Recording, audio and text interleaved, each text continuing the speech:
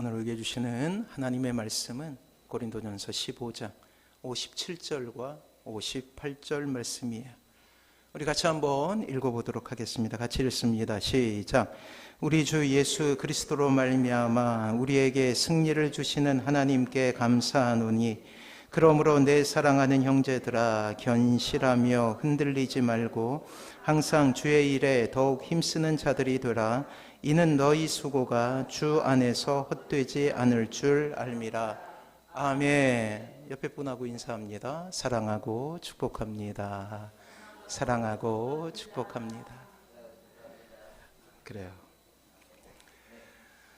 오늘 복음으로 산다는 것, 그 16번째 격려에 대해서 하나님께서 주신 말씀으로 다시금 일어나도록 하겠습니다. 오늘 이 시리즈의 마지막 날이에요. 그리고 다음 주부터는 이 팔복에 대해서 우리가 같이 알아보려고 합니다. 사랑하는 성도 여러분, 한 사람을 세우는 말이 있어요. 좌절에 빠지고 고통에 빠진 사람을 일으키는 말이 있습니다. 참으로 따뜻한 말, 격려라는 단어예요.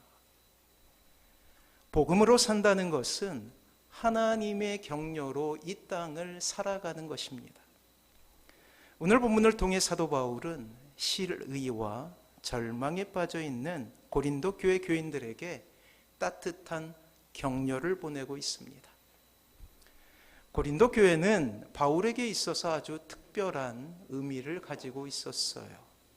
바울은 그의 2차 전도 여행 동안 아테네에서 고린도로 넘어오게 되었죠. 1년 동안 눈물로 이 고린도 교회를 세우게 됩니다. 그리고 이제 고린도 교회를 떠나 에베소에서 장기간 체류하는 동안에 고린도 교회로부터 편지 한 장을 받게 돼요. 그리고 그 편지를 읽는 바울의 얼굴은 일그러지기 시작합니다. 금세라도 눈물이 날 것처럼 붉어지게 된 것이죠. 1년간 눈물로 양육했던 고린도 교회 교인들의 얼굴이 떠올랐기 때문이에요. 당시 고린도 교회는 여러 가지 문제로 인하여 고통을 당하고 있었습니다. 먼저 고린도 교회 안에 있었던 경쟁적인 파벌이 있었어요. 나는 바울파요, 나는 베드로파요, 나는 그리스도파요 라고 하는 이들이 생기면서 다른 파에 속한 사람들을 배타적으로 대우하기 시작했어요. 또한 우상의 제사에서 난 고기를 어떻게 처리할지 몰라 혼란에 빠지기도 했습니다.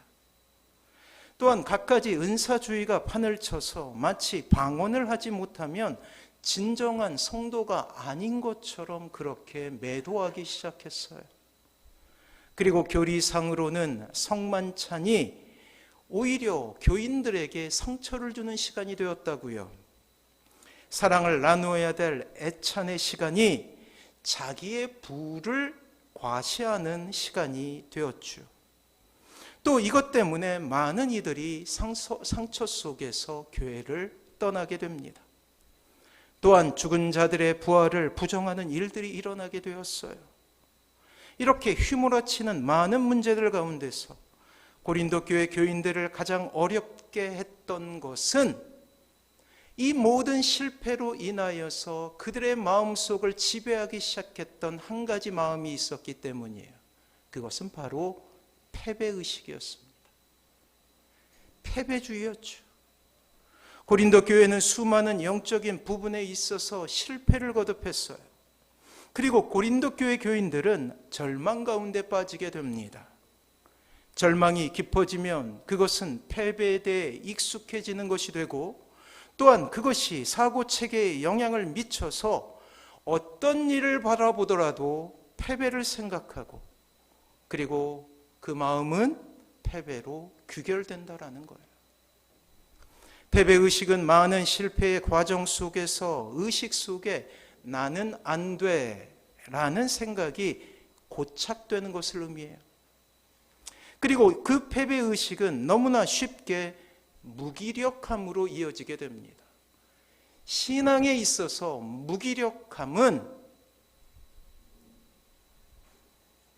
아주 독특한 용어로 설명하는데 그것을 우리는 영적 침체라고 불러요. 고린도 교회 교인들은 이렇게 패배의식에 시달리고 있었죠. 그들에게 이 영적인 체험은 있었지만 실제적인 삶의 영역과 신앙의 영역에서 늘 그들은 실패할 수밖에 없었습니다. 그들의 머리는 이제 모든 것을 놓아버려야 할 만큼 고통스럽게 실패를 그리고 있었다라는 사실이에요. 희망의 자리에 어느새 절망이 자리 잡고 그곳에 있었던 교인들은 실패를 생각해요. 놀랍게도 이 절망은 강한 전염력을 가지고 있습니다. 이렇게 넘어져 고통하는 고린도 교회 교인들에게 사도 바울 선생님은 아주 부드러운 어조로 그들에게 격려를 보내고 있는 거예요. 오늘 주신 말씀으로 그들에게 화이팅을 외치고 있습니다. 사랑하는 성도 여러분, 사람을 행복하게 하고 절망 가운데서 세우는 두 가지 언어가 있습니다. 첫 번째는 칭찬이고 두 번째는 격려예요. 사람에게 용기를 불어넣어주고 지속적으로 성장토록 하려면 무엇보다도 칭찬을 아끼지 말아야 돼요. 특별히 자녀들을 향하여서 칭찬을 아끼지 말아야 됩니다. 이런 책이 있죠. 칭찬은 고래도 춤추게 한다. 그래요. 이 책의 제목처럼 칭찬은 바다에서 가장 포악한 범고래를 멋진 쇼를 할 수 있는 그러한 고래로 만들어주는 힘이 있어요. 그러나 이 칭찬보다 더 큰 힘이 되는 것이 있는데 그것이 바로 격려예요. 격려. 칭찬은 잘했을 때 힘을 주는 것이지만 격려는 실패했을 때도 잘하지 못했을 때도 힘이 되어주는 언어이기 때문이에요. 그렇습니다. 오늘 사도 바울은 그의 서신을 통해서 잘못된 것을 고치고 굽어진 것을 펴는 강한 권면 뒤에 실패한 그들을 향하여서, 절망한 그들을 향하여서 격려라는 참으로 아름다운 기술을 통하여서 이 고린도 교회 교인들을 세우고 있다는 사실입니다. 오늘 본문 55장 57절과 58절 말씀을 통해서 그 낙심하고 의기소침해진 고린도 교회 교인들을 격려함으로 세우고 있다는 거예요. 사랑하는 성도 여러분, 격려는 나 자신이 얼마나 소중한 것임을 깨우쳐 주는 거예요. 그리고 그렇게 깨우쳐 주어 절망의 상황에서 일어날 힘을 제공해 주는 것입니다. 지치고 힘들어 일어설 힘이 없을 때, 스스로 일어서거나 새로운 시작을 할 수 없을 때 사람을 일으켜 줄 수 있는 놀라운 힘이 이 격려라는 언어 기술 속에 있다라는 사실이에요. 그렇습니다. 나 스스로 가치 있고 능력이 있으며 소중한 사람임을 인정하게 만드는 거예요. 그것을 우리는 자존감이라고 부르죠. 자존감이란 스스로 존귀하게 여기는 마음이에요. 여기에다 우리는 한 단어를 더 붙이죠. 하나님께서 우리를 그렇게 바라봐 주실 때. 사랑하는 성도 여러분, 그렇습니다. 지금 우리에게 필요한 것은 격려예요. 서로에게 외치는 화이팅인 것입니다. 예배분하고 같이 인사하도록 할게요. 화이팅! 그래요. 주위를 돌아보십시오. 여러 가지 삶의 고통 가운데 있는 형제들이 우리의 눈에 보이게 됩니다. 하나님께서 역사하시는 때를 기다리다 지쳐 이제 실망한 자매들이 보이지 않습니까? 경제적인 어려움으로 그리고 예기치 못한 질병 가운데 낙심한 성도들은 늘 우리의 기도 제목일 수밖에 없음을 고백하지 않을 수 없어요. 가족 간의 교우 간의 관계가 깨어져 힘들어하는 성도들은 늘 눈물로 교회의 의자를 적시고 있습니다. 실직으로 한없는 나락을 경험하는 형제들의 축 처진 어깨는 어떠합니까? 한전이 좀 어렵잖아요, 요즘에. 그래서 입사 4년 차부터 명예퇴직을 받는다고 그러더라고요. 입사 4년 차면 이제 직장생활 겨우 시작할 무렵이죠.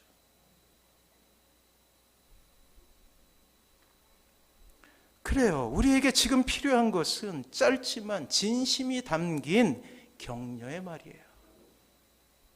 격려는 절망을 생명으로 변하게 하는 놀라운 비밀이 숨겨져 있는 단어입니다.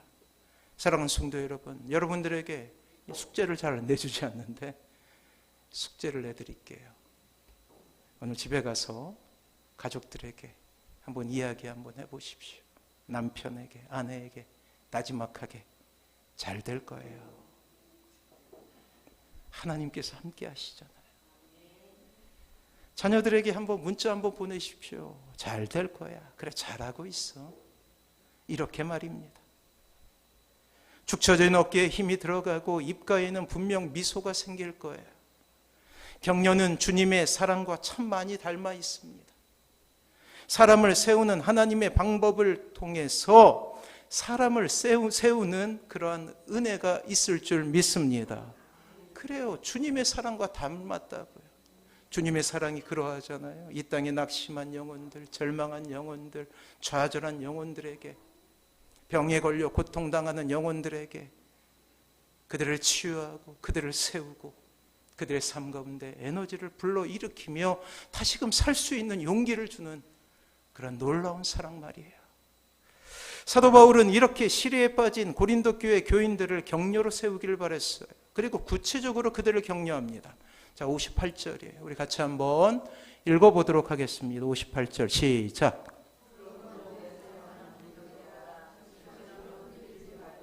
항상 주의 일에 더욱 힘쓰는 자들이 되라. 이는 너희 수고가 주 안에서 헛되지 않을 줄 알미라. 그래요.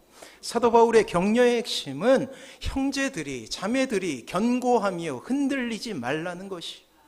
왜 이것이 가능합니까?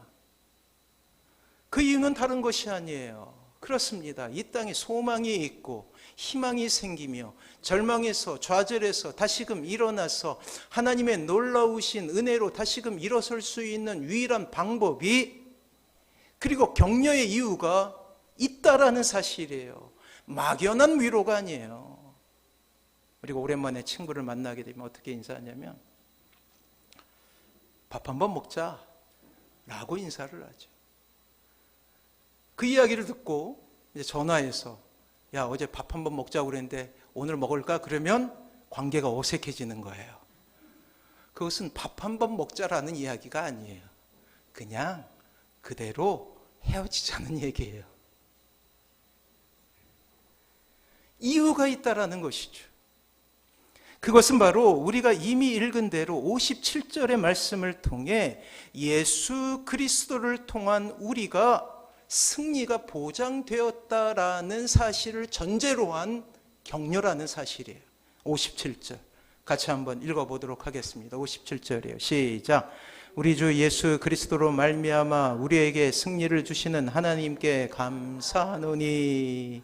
사랑하는 성도 여러분, 이 말씀이야말로 고통과 고난이 연이어 찾아오고 늘 그 속에서 헤어나오지 못하는 성도들에게 해주고 싶었던 바울의 마음이 여기에 숨겨져 있는 거예요. 사랑하는 성도 여러분, 그렇다면 왜 이 땅의 신자가 흔들릴 수밖에 없습니까?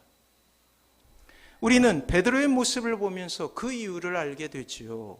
마태복음 14장에 주님을 먼저 떠나보낸 제자들이 주님을 기다리면서 경험했던 한 가지 에피소드가 전해지고 있습니다.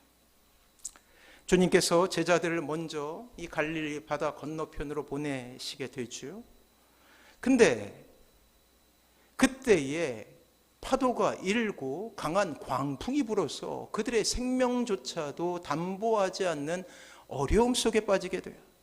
그때 반사경쯤에 예수님께서 바다로 건너오시면서 그들을 다시금 만나시게 됩니다. 어렴풋이 보이는 사람의 형상에 제자들이 기겁을 하게 되죠. 성경에는 이렇게 묘사하고 있습니다. 그가 바다 위로 걸어오심을 보고 놀라 유령이라 하며 무서워하여 소리 지르거늘. 주님께서 오시는데 유령이라고 생각했던 거예요. 그들의 문화와 정서와는 전혀 맞지 않는 유령이라는 단어를 쓰며 그들은 소스라치게 놀라게 됩니다. 그리고 이내 예수님임을 곧 확인한 베드로는 그의 믿음의 시험을 하게 되죠. 그리고 놀라운 베드로의 믿음의 도전은 성공하는 듯 보입니다. 베드로가 이렇게 주님 앞에 외치기 시작했어요. 베드로가 대답하여 이르되 주여 만일 주님이시거든 나를 명하사 물 위로 오라 하소서 하니. 이런 무모한 도전에 주님께서 놀랍게 반응하셔요. 오라 초청하십니다. 그리고 놀랍게도 베드로는 물 위를 걷기 시작해요. 한 발 한 발 물 위에 발을 디딜 때마다 배에 남아있는 제자들은 한편으로는 놀랍고 한편으로는 부러운 듯이 그 불가사의한 일에 탄성을 보내고 있었던 것이죠. 그런데 문제는 그 탄성의 순간에 일어나게 됩니다. 갑자기 베드로 발이 물속으로 빠져들어가기 시작하는 거예요. 그리고 단발마 비명을 질러 주님께 도움을 구합니다. 주여 나를 구원하소서. 주여 나를 구원하소서. 그 위대한 믿음의 진보를 보였던 베드로의 믿음이 한순간에 무너지기 시작했어요. 그리고 빠져가기 시작합니다. 그 원인에 대해 성경은 이렇게 이야기하고 있어요. 의기양양하게 걷던 베드로에게, 담대하게 자신의 믿음을 보았던 그에게 실패가 온 이유에 대해서 이야기하고 있다는 것이죠. 성경은 이렇게 그의 실패에 대해서 설명합니다. 바람을 보고 무서워 빠져가는지라. 그래요. 주님께로 집중된 시선이 거센 파도로 돌려지게 될 때 그는 믿음을 잃어버리게 된 거예요. 용기를 잃어버리게 된 거예요. 그리고 실패 속으로 빠져나가게 됩니다. 그의 믿음은 무너지게 된 것이죠. 이 짧은 구절은 모든 신자가 경험하는 영적 위기를 아주 선명하게 설명해 주는 구절이라 할 수 있습니다. 사랑하는 성도 여러분, 우리가 처음 주님을 알고 주님의 자녀가 되었을 때 가장 극명하게 변화되는 것이 있어요. 그것은 이 세상에서 원하는 가치를 가지고 살았던 우리에게 새로운 가치가 부여된다라는 것입니다. 그것은 바로 하늘나라의 가치예요. 그리고 주님을 만나는 경험이 극적이면 극적일수록, 그리고 받은 은혜가 많으면 많을수록 이 땅의 신자는 세상의 가치에서 떠나 하나님 나라의 가치로 살아갈 수 있게 되는 것이죠. 그러나 문제가 있습니다. 그것은 바로 여전히 우리 안에 죄에 오염된 부분이 있기 때문이에요. 여전히 예수님의 자녀로 살고, 하나님의 자녀로 살고 있고 예수 그리스도의 발자취를 따라가고 있으나 잔존하는 죄의 권세는 우리의 삶 가운데 때로 실패를, 때로 좌절을, 때로 죄지음을 통하여서 우리를 무너뜨리려 한다는 거예요.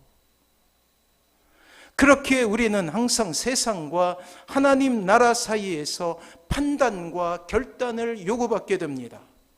그리고 하나님의 나라보다 세상의 가치가 더 클 때, 마치 베드로에 비유하자면 큰 파도를 보며 마음속에 두려움이 밀려오게 될 때 우리는 흔들리게 되는 거예요.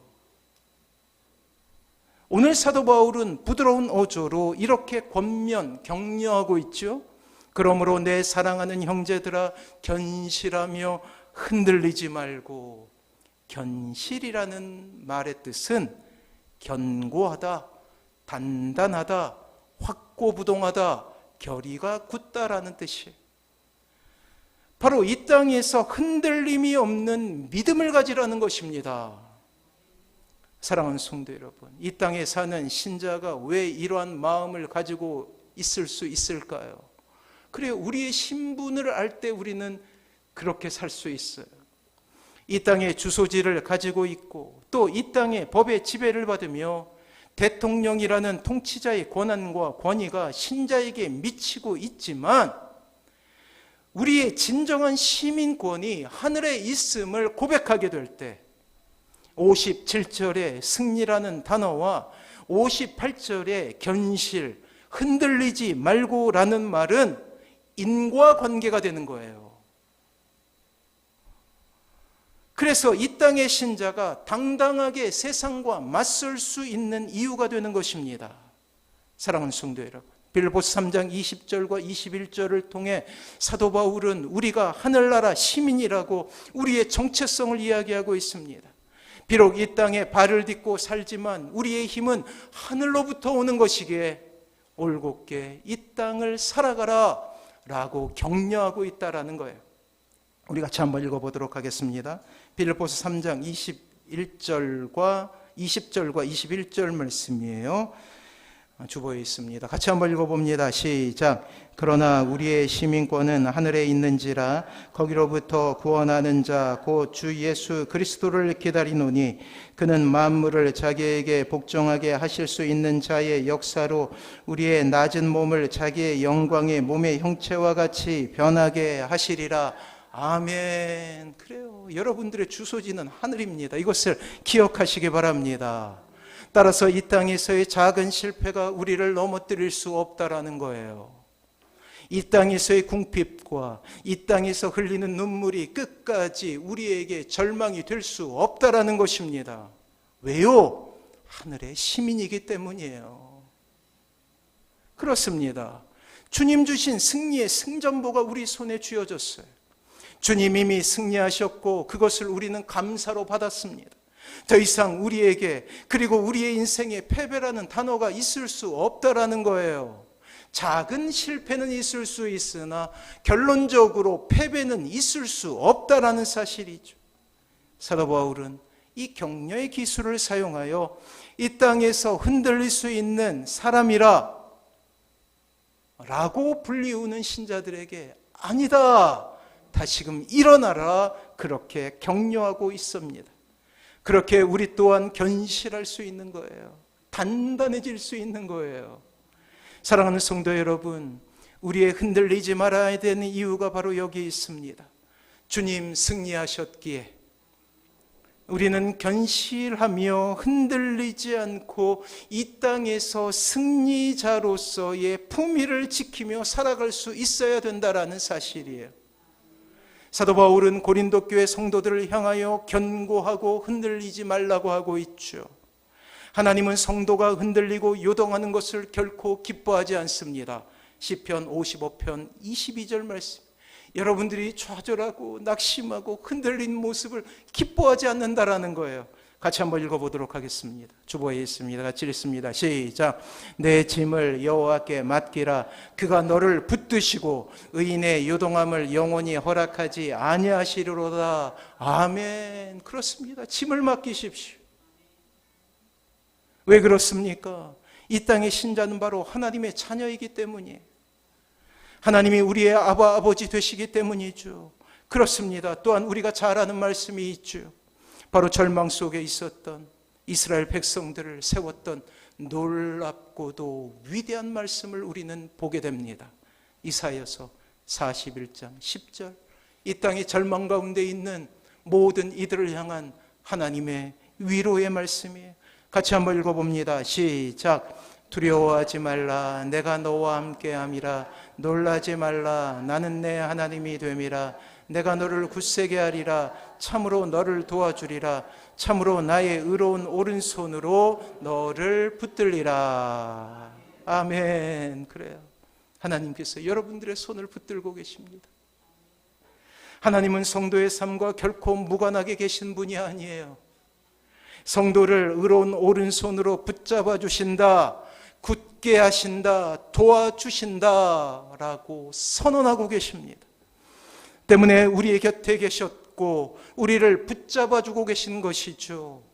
고난과 두려움 속에 놔두지 아니하시고 흔들리고 요동한다고 윽박지르고 정죄하시는 분이 아니시라는 거예요. 오히려 역경 속에서 관심과 사랑과 그리고 보호의 손을 결코 놓지 않고 계신 분이 바로 우리의 하나님이신 것이죠. 따뜻한 격려로 넘어진 신자를 일으키시는 바로 우리의 하나님이시에요. 이렇게 우리를 지키시는 하나님의 사랑과 너무나 닮은 이야기 하나를 소개하려고 합니다. 한 중년 부부가 있었는데 아내의 시력이 너무 나빠 눈 수술을 했어요. 그런데 수술이 잘못되어 실명을 하고 맙니다. 그 남편은 매일같이 아내의 직장까지 아내를 출근시켜주는 거예요. 하루 일과가 끝난 후 애는 집에까지 다시금 데려다 주게 됩니다. 그런데 어느 날 갑자기 남편이 아내에게 서로 직장이 너무 머니 혼자 출근하라고 청천벽력과 같은 이야기를 해버려요. 이 말에 아내는 남편에게 너무나 섭섭합니다. 사랑하는 남편이 그런 말을 한 것에 대한 배신감까지 느끼게 되죠. 그리고 이를 악물고 살아야겠다는 결심을 하게 됩니다. 오기로 살아야겠다. 그 다음 날부터 혼자 출근하기 시작했어요. 지팡이를 짚고 버스를 타고 하면서 많이 넘어지기도 했고 울기도 하며 혼자 다니는 훈련을 하기 시작해요. 그렇게 2년이라는 시간이 지나가게 됩니다. 어느 정도 익숙해졌죠. 그때 버스 운전기사가 어느 날 이 부인에게 이야기합니다. 아줌마는 참으로 복이 많은 것 같습니다.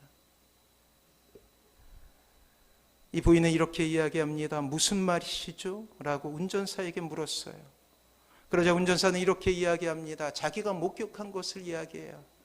매일 남편이 버스에 함께 앉아 주고 부인이 직장 건물에 들어가는 순간까지 지켜보다가 뒤에 손을 흔들어 주는 보이지 않는 격려를 해주니까 말이에요.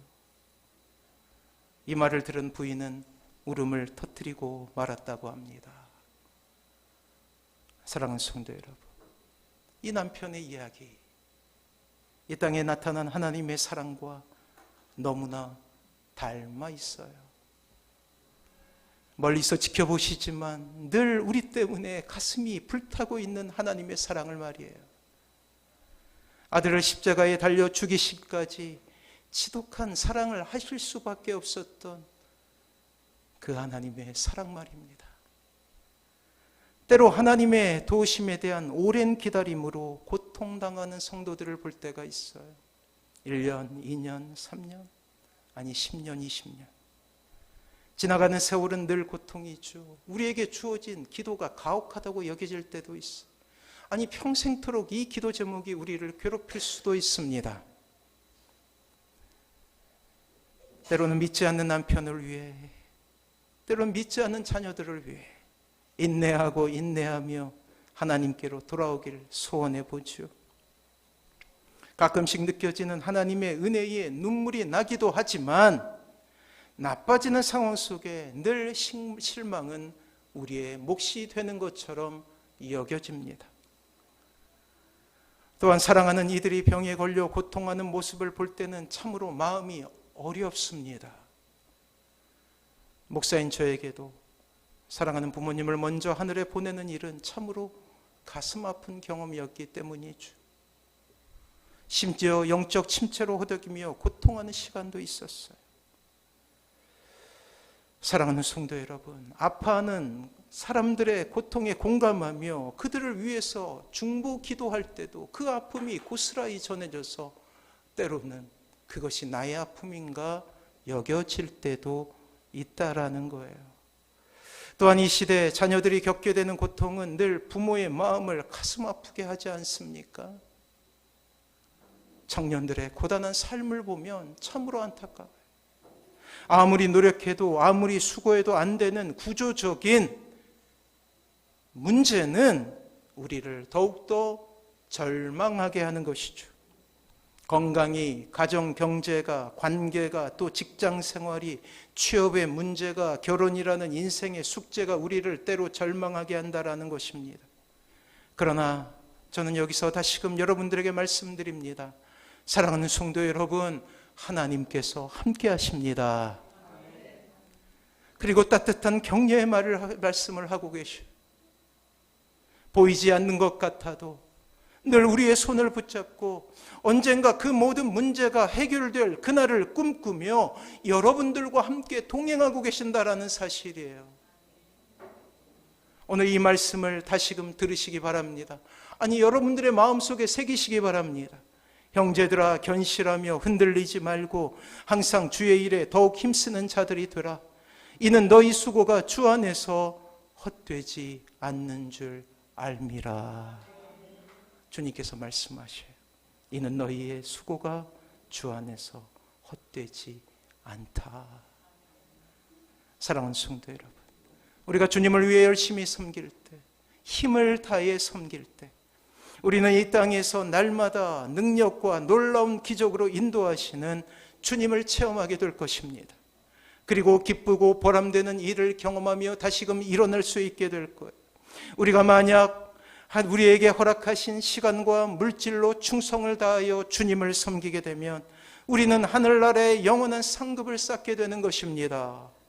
해같이 빛나는 영광을 얻게 되고 영광과 존귀의 관을 씌워 영원히 영광을 누리게 하실 것입니다. 그리고 그 마지막 날에 고난과 아픔으로 찢겨져 누더기가 된 옷과 상처투성이가 된 몸을 안고 저 하늘나라에 가게 되었을 때 주님께서 먼저 우리를 알아보시고 수고했다, 장하다 하시며 우리를 안아주시게 될 거예요. 사랑하는 성도 여러분, 신자의 삶은 이 땅으로 끝나게 되는 것이 아닙니다. 이 세상의 삶을 다하고 저 하늘에서 우리는 주님을 만나게 될 거예요. 또한 사랑하는 아들과 사랑하는 이들과 우리는 저 하늘에서 얼싸안고 기뻐하게 될 것입니다. 이 모든 것이 힘들지만 좁은 길 가기에 주저하지 않는 사람에게 주시는 하나님의 축복인 것이에요. 사랑하는 성도 여러분, 이 놀라운 은혜가 여러분들의 삶 가운데 있길 소원합니다. 그래요. 금요일 저녁에 밤에 심야가 끝나고 동료 목사님의 장례식에 가게 되었어요. 그 아버지께서 83세에 이제 소천하시게 되었는데 안타까운 부분이 있더라고요. 평생 이발을 하셨는데 80세까지 이발을 하신 거예요. 이제 그만해야겠다라는 마음을 가지고 이제 중단했는데 그때 어려운 병이 생겼어요. 일평생 한 번도 쉰 적이 없는 거예요. 우리 부모 세대가 그래야 했듯이 자식들을 위해서, 자녀들을 위해서 수고하고 애쓰는 삶을 산 것이죠. 한 번도 편안하게 쉰 적이 없이 3년 동안 이 땅에서 병으로 인하여 고통당하다가 하나님의 부르심을 받게 된 거예요. 인간적인 눈으로 보면 참으로 안타깝죠. 얼마나 허무한 인생입니까?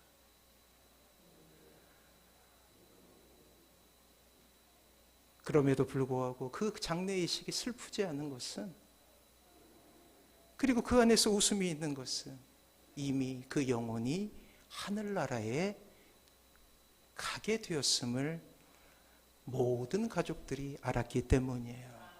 사랑하는 성도 여러분, 그렇습니다. 이것이 우리에게 소망이 아니고 무엇이겠어요? 사랑하는 성도 여러분, 믿지 않는 가족들을 위해서 눈물로 기도하다가 낙심할 때가 있죠. 풀리지 않는 문제로 인하여서 고생과 낙담을 하며 절망할 때도 있습니다. 그러나 기억하십시오. 주님께서 여러분들의 손을 붙잡고 계십니다. 이 놀라운 사랑으로 다시금 일어나라, 일어나라 말씀하고 계시는 거예요. 이 놀라운 은혜로 다시금 일어나시는 사랑하는 모든 성도님들 되시길 바랍니다. 아울러 지금 빛가람 선한목자교회에 가장 필요한 것이 무엇인가 생각해 보았어요. 그것은 바로 오늘 설교의 제목처럼 서로에게 격려하는 것입니다. 화이팅하는 거예요.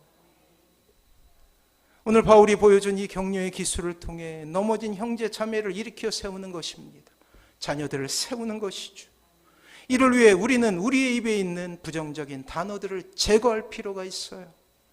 서로를 판단하거나 서로를 비난하는 말로 우리 자신을 더럽힐 수 없다라는 것입니다.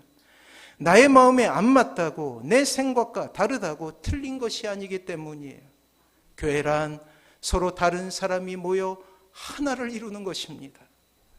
우리는 서로의 다름을 인정하고 틀린 것이 아니에요. 다르다라는 거예요. 그 다름 속에 또 하나임을 경험하며 살아가는 사람이죠. 무지개가 아름다운 것은 각각 다른 7가지 색이 함께 모여 하나를 이루기 때문이에요. 사랑하는 성도 여러분, 빛가른 선한 목자 교회가 이 세상, 이 시대 세상을 변화시키는 선한 영향력을 갖기 위해 서로를 용납하고 서로를 품어주는 그러한 은혜가 있길 바랍니다. 아직 개척교회이죠. 연약해요. 하지만 그렇게 우리는 든든하게 세워질 것입니다. 자, 이제 설교를 마무리합니다. 우리 16번의 복음으로 산다는 것이라는 시리즈를 통하여서 우리는 이 땅을 가치 있게 사는 것에 대해서 배웠어요. 그리고 이제 우리는 이 마지막 설교를 통해서 서로를 세우며 같이 그 길을 가길 소원합니다. 세상이 몰라줘도, 세상이 우리를 따돌린다 할지라도 우리에게는 하나님의 놀라운 격려가 있습니다. 복음으로 산다는 것 결코 쉽지 않아요. 복음으로 산다는 것 때로는 좌절입니다. 그러나 그 가치 있는 이 길을 갈 때 주님께서 여지없이 찾아오셔서 우리를 일으키시고 다시금 일어나라, 일어나라 말씀하신다라는 거예요. 사랑하는 성도 여러분, 귀를 기울여 보십시오. 여전히 우리의 인생 가운데 하나님의 격려가 있습니다. 아울러 오늘도 우리를 지키시는 그 하나님의 손을 붙잡고 다시금 일어나시는 사랑하는 모든 성도님들 되시길 주님의 이름으로 축원합니다. 우리 같이 찬양하도록 할게요. 꽃들도 우리 같이 고백합니다. 여러분들의 삶 가운데 이런 놀라운 은혜가 있기를 원합니다. 상상하며 주님 앞에 나아갑니다. 이곳에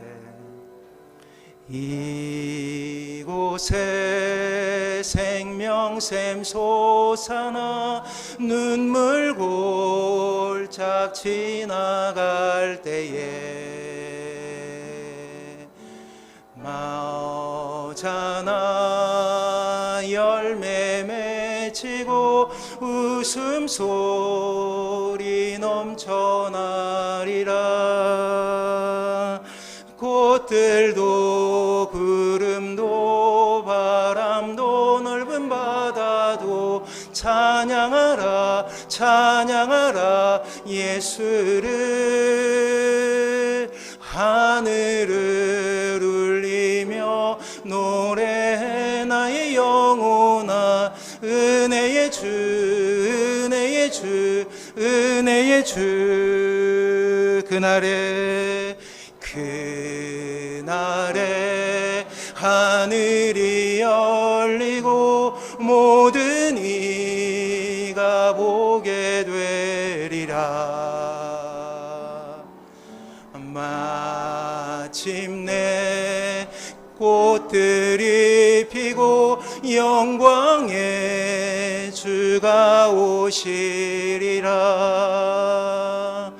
꽃들도 구름도 바람도 넓은 바다도 찬양하라 찬양하라 예수를. 하늘을 울리며 노래해 나의 영혼아. 은혜의 주 은혜의 주 은혜의 주. 2절 다시 한번. 그날에 하늘이 열리고 모든 이가 보게 되리라. 마침내 꽃들이 피고 영광의 주가 오시리라. 꽃들도 구름도 바람도 넓은 바다도 찬양하라 찬양하라 예수를. 하늘을 울리며 노래해 나의 영혼아.